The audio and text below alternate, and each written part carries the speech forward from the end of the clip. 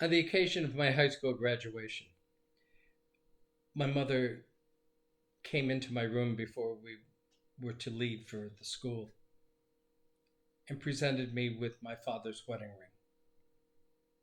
It was not your traditional wedding ring, it was a sapphire, a stone that he had brought home from India, where he was stationed during World War II. Precious gift, both in terms of value and of what it meant. And the two of us stood there hugging and crying until it was time to go. It would be a few weeks later when the boys of South Kilbuck decided to challenge the boys of North Kilbuck to a football game to settle once and for all this boasting about who had the better football team. And so we piled in our cars and we drove the 2.5 minutes to North Kilbuck. And there we played. The game began very unceremoniously, a lot of huffing and puffing and chest pounding. But when it came down to football, it was just football. On the second play of the game, I ran out for a pass, I caught it, and then I realized I'd lost the ring. I fell to my knees searching for it. When the rest of the guys discovered what had happened, they came over and began to search too. When I was ready to give up, I was certain that it was hopeless. They said, "No, we will find this ring." They knew what it meant. And so for hours, we crawled around that field on hands and knees. And when it got too dark to see clearly, a couple of the guys pulled their cars over and turned their headlights on, and we searched into the darkness. And in the end, we found the ring. We never did play football. We never did settle the score. But we celebrated that night for what was lost had been found. Jesus tells a series of lost and found stories. He talks about a shepherd with 100 sheep. One of them wanders off, and he leaves the 99 and goes and searches for the lost one until he finds it. There's a woman who loses a coin, sweeps her entire house. And when she has found it, she celebrates with her friends, just as the shepherd had. And then the centerpiece of the stories is a story about a man who had 2 sons. The younger son took his inheritance, went off, squandered it, comes crawling back. And the father forgives him, embraces him, throws a party, kills the fatted calf. The older son, the responsible one, comes in from the field where he's been working. And he hears about the party and he blows up because dad has never done anything like that for him. And when dad comes out to cajole him into the party, he blows up and attacks dad. For dad has never even given a little goat to celebrate with his friends. And yet this prodigal, he kills the fatted calf.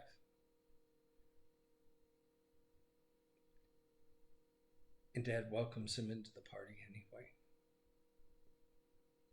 reminding him that everything he has is his anyhow.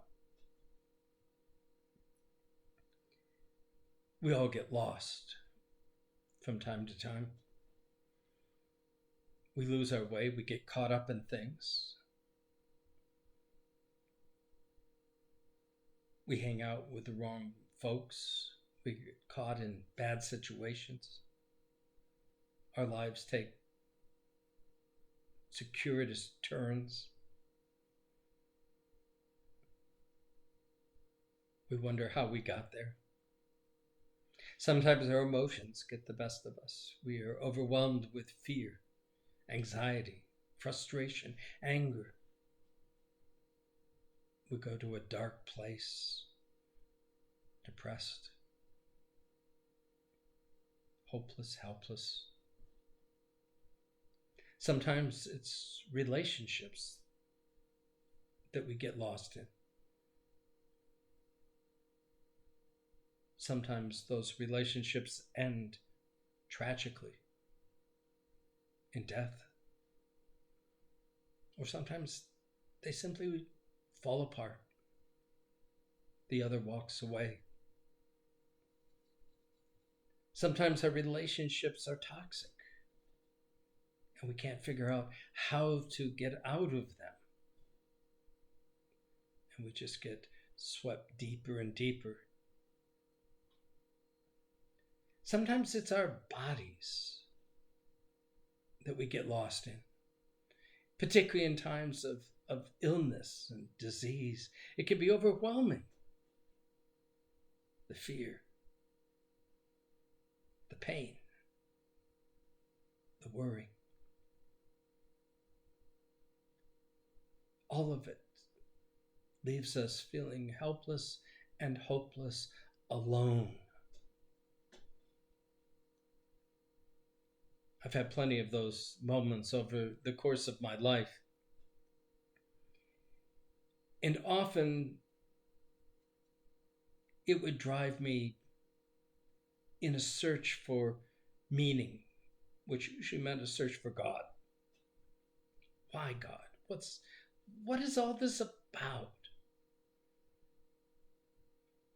And I would go and try to find God in those traditional ways, amping up my devotion time, reading the Bible more, throwing myself into church.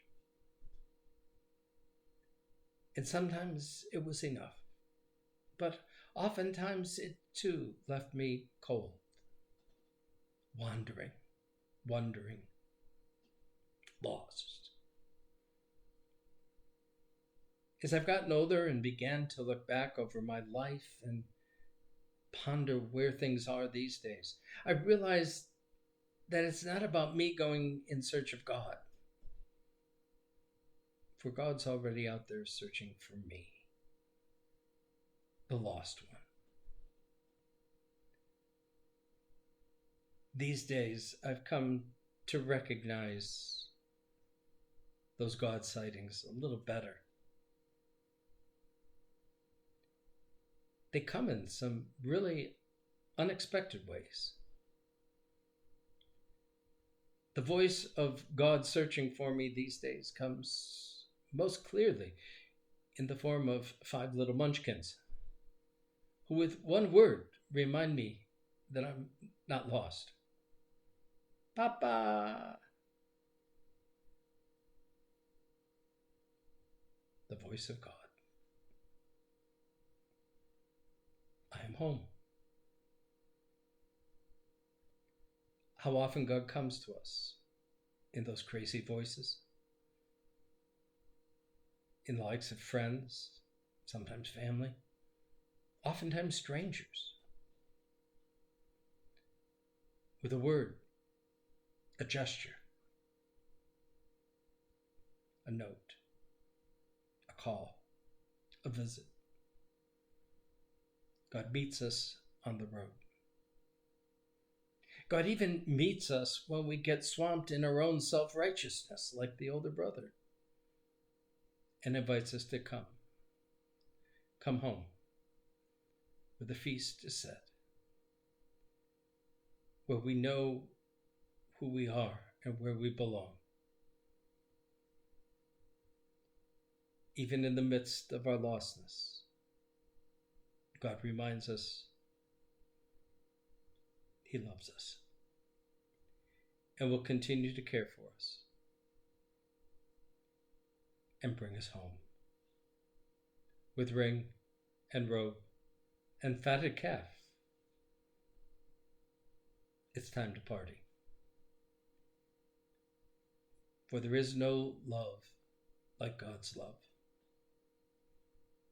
and no embrace like that of a parent who has found their lost child.